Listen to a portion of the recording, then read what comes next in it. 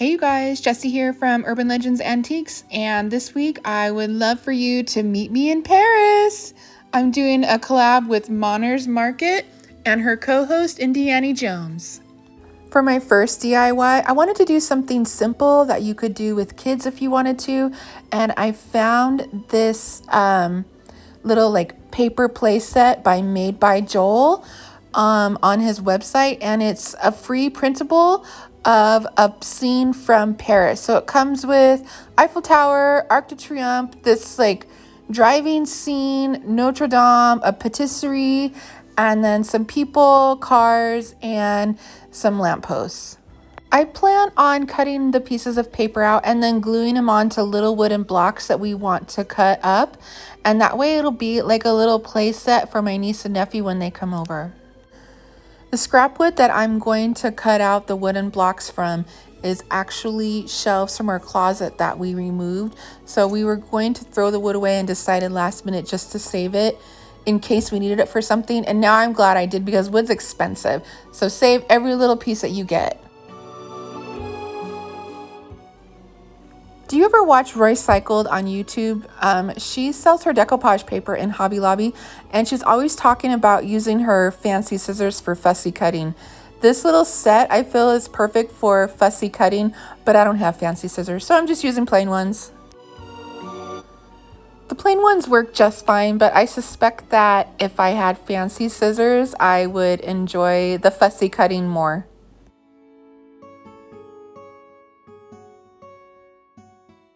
Now that I've gotten my wooden blocks cut out, I'm just going to go over them real quick with some white paint just to make them nice and clean. They're fairly clean, but I mean, they did have shoes and junk on them from the closet, so I don't want them to have like a stain or anything weird showing through the paper. The paint color that I'm using is Hail by Chalky Chicks. I've let all my wood blocks dry, and now I plan on decoupaging onto them. I just have Elmer School Glue. It's my go-to decoupage medium, and I'm using, I think it's 3 parts glue to 1 part water, and it makes a good decoupage medium, and you can just glue anything on with it. So I'm getting all my cars done, my patisserie, my buildings, and then pretty soon we'll have a little Parisian scene that we can play with. If you want to make this set for yourself or for your kids, I'll leave a link in the description box for this printable from Made by Joel.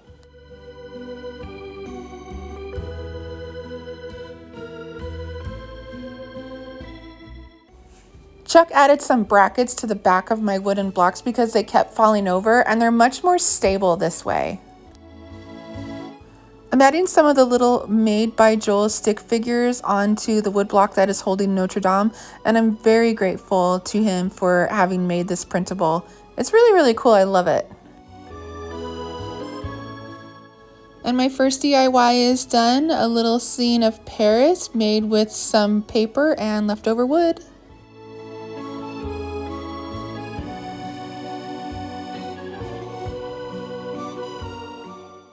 Comment below and let me know if this is something that you would want to do with your kids. While I was working on this video collab, I had some furniture sell in my shop. So I need to replace some furniture in my booth at 4th Street Antiques in Temecula, California. You know the saying, you got to make hay while the sun shines. So my second DIY is going to be a dresser that I'm going to clean up, repair, and repaint in a combination of Paris Pink and Sweet 16 by Chalky Chicks.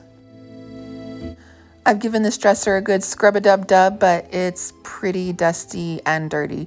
There's nail polish and candy and all kinds of dust and everything on it. So I'm taking it outside and I'm gonna spray it down with a hose.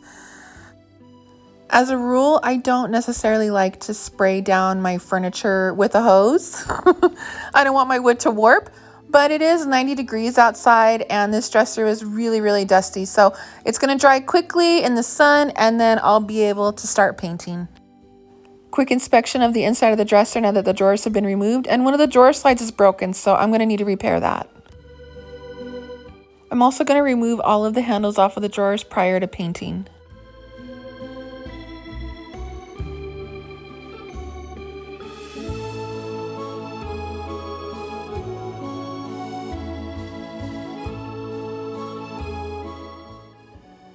Here is my custom blend of Chocolate Chicks paint. This is a color I mixed up myself. This is 1 part Sweet 16 to 2 parts Paris Pink.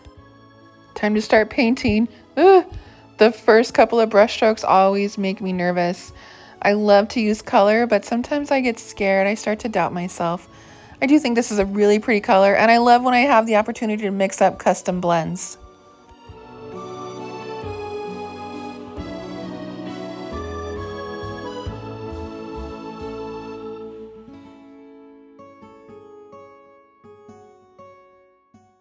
Okay, the drawers are all done, and it's time to start working on the dresser.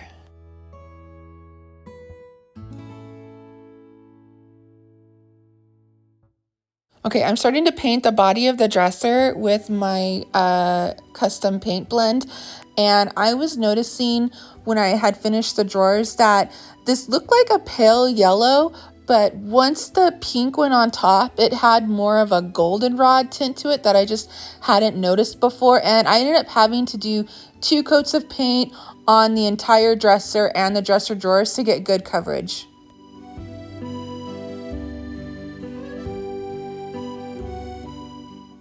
I've brought the piece inside to let it dry, and it looks a lot cooler under the LED bulbs in the house than it did outside in the sun. I've got the handles back on the dresser, and I really like the way it looks. I do think that I want to add a little bit of white wax into the details just to pull in the white that's on the handles as well to give it like a pickling limestone effect. My final DIY will be this nightstand. It is actually the sister of the dresser I just completed, and my plan is to paint it, decoupage, and put some stencils on it, but first I need to clean it. This set came from a friend of mine. It was hers and then her daughter's, and you can tell that this set has been used and loved well through the family. I found this candy. This is a type of Mexican candy that's a combination of mango and chili. I found gum on this dresser and nightstand. I found nail polish, candle wax. I found all the little things that you would typically find in a girl's room on her dresser. So I had to do a really good cleaning before I could paint. You can find me on Facebook, Instagram, and TikTok at Urban Legends Antiques. And if you would like to purchase the paint or products that I've used in this video, you can find them on my website, urbanlegendsantiques.com. One of my favorite things about collabing with other people is using the paint and products I have on hand in a new way to fit whatever the requirements are of the collaboration. Since I'm going to decoupage the top of my nightstand, I'm going to leave it white and just paint the edges of it pink. Ugh, one of the dangers of painting outside, bugs falling into your paint. Gross.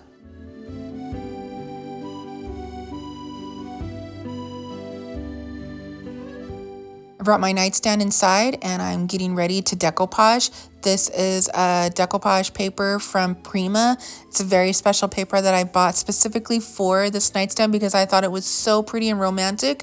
It has these lovely roses on it and it has this French writing on the side. Please don't ask me to pronounce it. You know I can't. I like to make sure that I have everything measured out prior to gluing it down because I found that that gives me the best chance of success. My decoupage medium of choice is Elmer's School Glue. It is 1 part water mixed with 3 parts glue, and it works perfect every time. I'm going to start about 1/3 of the way in from the edge of the nightstand, and that's where I'm going to begin painting the decoupage medium on. I'm just going to give it a good coat, a nice healthy coat of the Elmer's School Glue, and then I'm going to start pressing my paper down onto the nightstand. Don't forget to like and subscribe to my videos and hit the notification bell so that way you know when I have another video coming out. A great tip is to use a plastic bag. So you just put your hand inside of like a plastic sandwich bag and you use that to smooth it down. I found that the ridges of my fingerprint will actually catch on the paper and cause it to tear or move. And you don't have that problem when you use the plastic bag.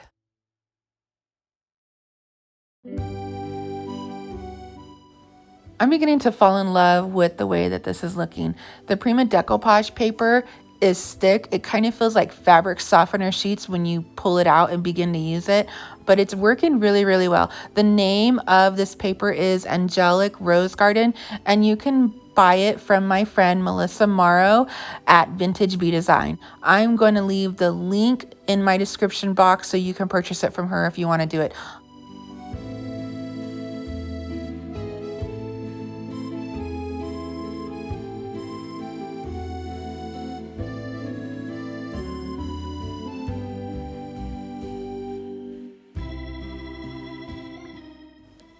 The paper is now adhered to the nightstand, and the next step is to give the entire top of it a good coat of your decoupage medium.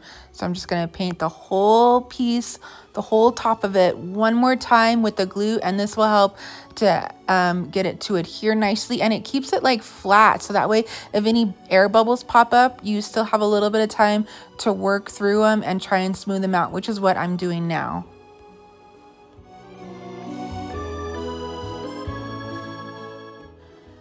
I've let my nightstand cure over 24 hours, and I'm going through with a piece of sandpaper now, and I'm lightly sanding the entire top of it just to smooth out any rough spots. And if there's any bits of paper that are sticking up, it'll sand it off. So as you can see, there's little bits of paper that are flying off. Last but not least, it's a very important step. You want to seal your piece of furniture. So I'm using Rust-Oleum Clear Matte, their clear coat, and I'm just going over the top of the piece with it.